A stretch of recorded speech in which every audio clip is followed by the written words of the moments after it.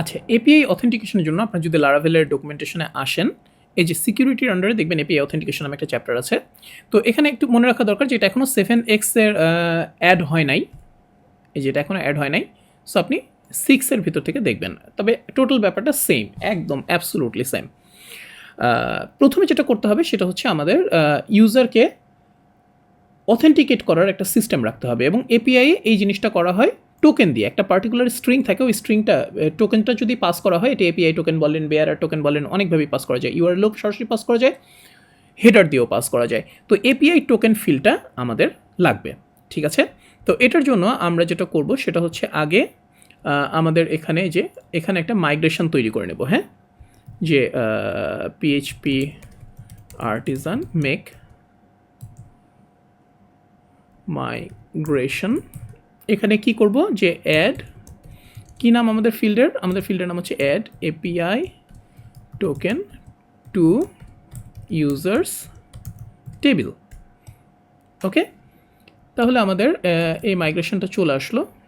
এই যে টেবিলের নামও সব কিছু ঠিক আছে। সো আমরা যদি লারাভেলের ডকুমেন্টেশন থেকে এটা কপি করি, এখানে আমরা এটা অ্যাড করে দিই। ওকে, আর এখানে কি করব আমরা, টেবিল ড্রপ কলাম, কি নাম, এপিআই টোকেন, ব্যাস। আচ্ছা, এটা একটা কাজ গেল, মাইগ্রেশনের কাজ। এরপরে আরও একটু কাজ বাকি আছে, সেটা হচ্ছে আমাদের এই যে টোকেনটা জেনারেট করতে হবে। যেখানে আমরা ফোর্সফুলি ইউজার তৈরি করেছিলাম না, মনে আছে আমাদের ফোর্সফুলি আমরা ইউজারগুলো তৈরি করেছিলাম, সেখানে আমাদের এইখানে এই যে এসটিআর র্যান্ডম দিয়ে আমরা টোকেনগুলো তৈরি করব, ঠিক আছে। তো এটার জন্য আমরা এখানে ধরেন একটা নেই, এই যে আমাদের এপিআই রাউট আছে না, ধরেন এখানে রাউট জাস্ট আপাতত তৈরি করে রাখি, হ্যাঁ, গেট টোকেন ক্রিয়েট টোকেন সি নাম দিই, ফাংশন। আচ্ছা, এখানে আমরা দুইটা করি,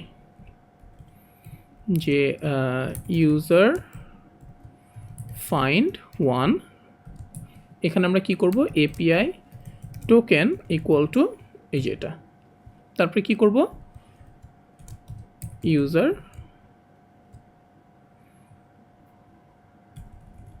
আচ্ছা এইভাবে না, user equal to user find, তারপরে আমরা এটা অ্যাড করি।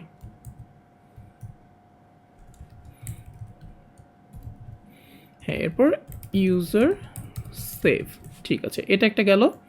আরেকটা কোনটা, আমাদের সেকেন্ড ইউজার।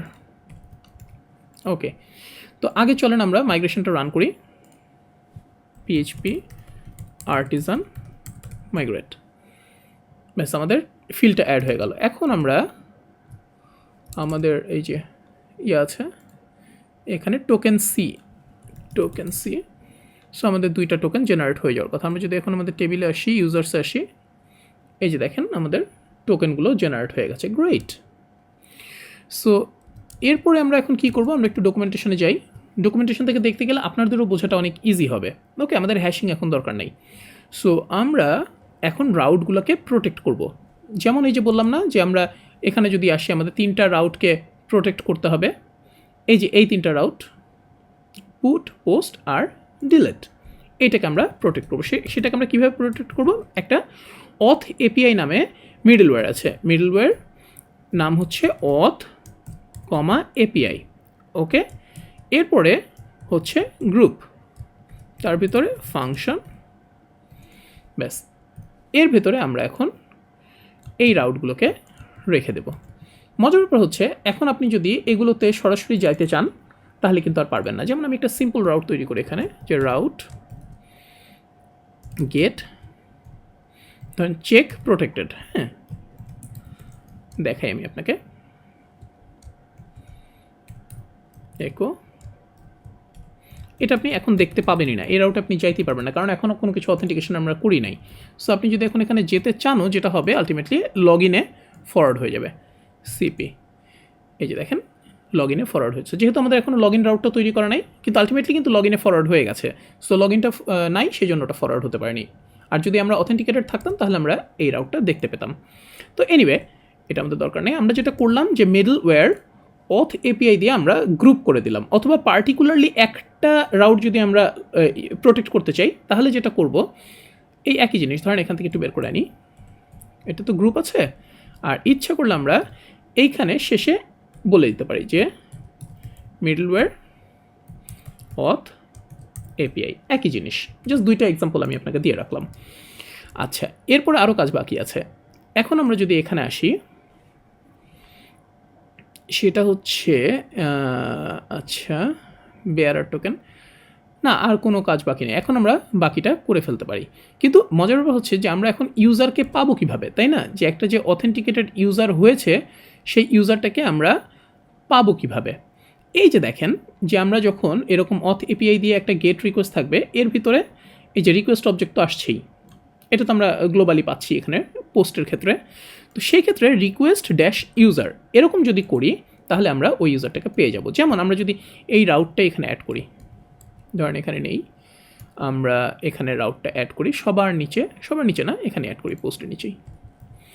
হ্যাঁ, সো গেট ইউজার কী হচ্ছে, রিকোয়েস্টের ভিতর থেকে আমরা ইউজারকে বের করে আনছি। আচ্ছা, তাহলে এটার ভেতরের জন্য আমাদেরকে কি কল করতে হবে, এখানে আসি, আমরা এখানে দিব হচ্ছে এপিআই ইউজার। আমরা যদি সরাসরি কল করি তাহলে কি যে আবার লগ ইনে ফরওয়ার্ড হয়েছে, কিন্তু আমরা যদি এখানে পাস করি যে এপিআই টোকেন ইকুয়াল টু, এবার যদি আমরা পাস করি আমাদের টোকেনটা, এই যে এখানে আমরা পুরো টোকেনটা কপি করি এবং এখানে পাস করি, তাহলে আমরা দেখব যে জন ডো। আমরা যদি জেনের টোকেন পাস করি তাহলে এটা কিন্তু অথেন্টিকেটেড হচ্ছে না, এটা ইউজারটাকে ফাইন্ড করা হচ্ছে, অটোমেটিক্যালি ইউজার খুঁজে বের করছে। এপিআই হচ্ছে স্টেটলেস, এপিআই যে আপনি লগ ইন করে বসে থাকবেন এরকম কোনো কিছু না। এপিআই পুরো ব্যাপারটাই হচ্ছে আপনি লগ ইন যখন কল করবেন ও আপনাকে একটা টোকেন দিবে, এরপরে প্রত্যেকটা কলে আপনাকে এই টোকেনটা পাস করা লাগবে। তাহলে আপনার প্রজেক্ট ভেতরে যেভাবে অথেন্টিকেশন মেকানিজমটা করা আছে লারাভেলে, সে বুঝতে পারবে যে হ্যাঁ এটা আসলে এই ইউজারের কল। কোন ইউজারের কল? এই যে এখানে যদি আমরা আসি তাহলে এই যে রিকোয়েস্ট ইউজার, এখান থেকে এই ইউজারকে আমরা বের করে নেবো যে হ্যাঁ এটা হচ্ছে এই ইউজারের কল। দেন ওইটার উপর বেস করে আমরা বাকি ডিসিশন নিতে পারি।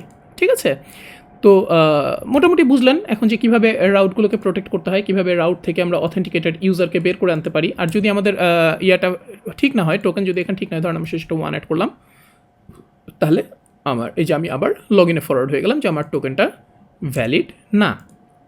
আমরা এখন আরেকটা টোকেন তৈরি করে দেখাবো একদম শেষে, যে ধরেন আমার ইউজার তৈরি করা আছে, সে যদি ইউজার নেম আর পাসওয়ার্ড দেয়, সেই ক্ষেত্রে আমরা কিভাবে ইউজারকে মানে রিটার্ন করতে পারি যাতে সে তার টোকেনটা পেতে পারে এবং পরবর্তীতে সে সেই টোকেনটা নিয়ে এপিআই কলগুলো প্লেস করতে পারে। সো ইউজারকে ইউজার নেম এবং পাসওয়ার্ড দিয়ে লগ ইনের একটা সুবিধা দিতে হবে, ওটা আমরা পরে করছি।